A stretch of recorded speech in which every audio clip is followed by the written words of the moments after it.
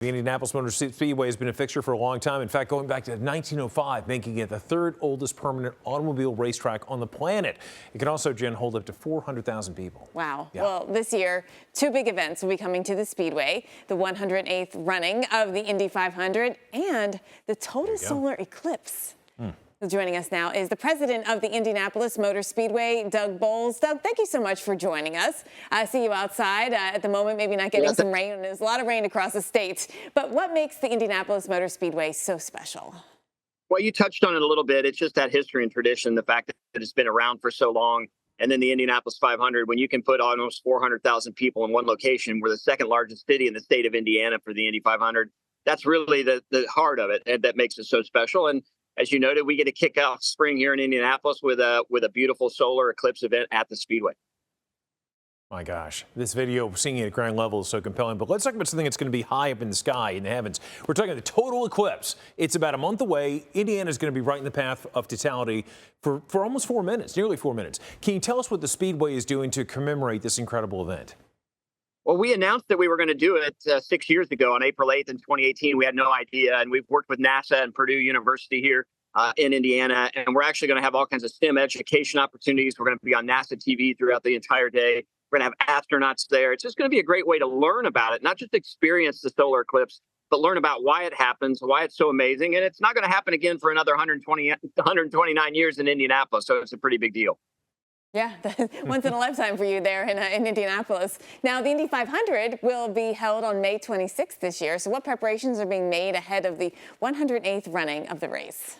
Well, you're right. I am out of the rain. I'm actually in St. Petersburg, Florida right now because the IndyCar series, the cars that run the Indy 500, kick off this weekend in St. Petersburg on the streets. So we're getting that kicked off. So you're going to get a chance to see those cars this weekend as we get ready and prepare for the IndyCar series to come to Indianapolis in May. But as an outside venue, we have to worry about all the winterizing and de-winterizing. So we're in the middle right now of getting ourselves out of our winter hibernation to get ready for those 400,000 people that show up on race day on May 26th.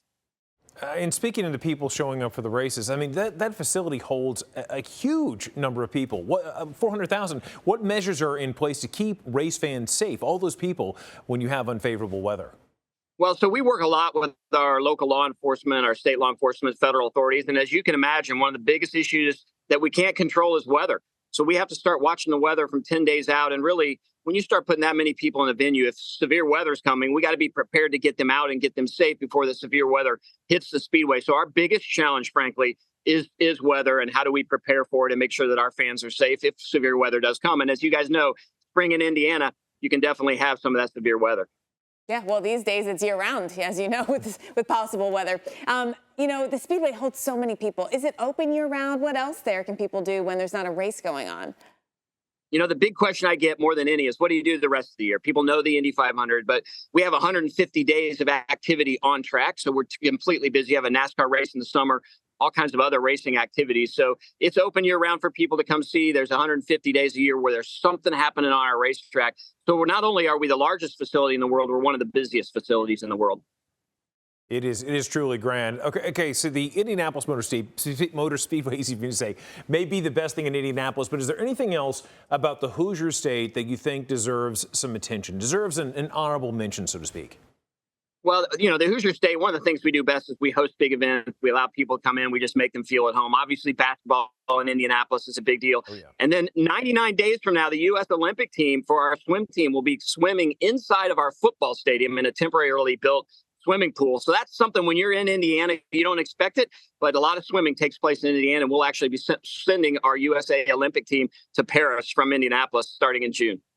Wow, that's really cool and incredible. Very unexpected. Wow. I mean, there's a lot of great things, as we've heard from our viewers in Indiana. Yes, so, Doug Bowles, president of the Indianapolis Motor Speedway, thank you for joining us and highlighting the Speedway and talking about what's best in state.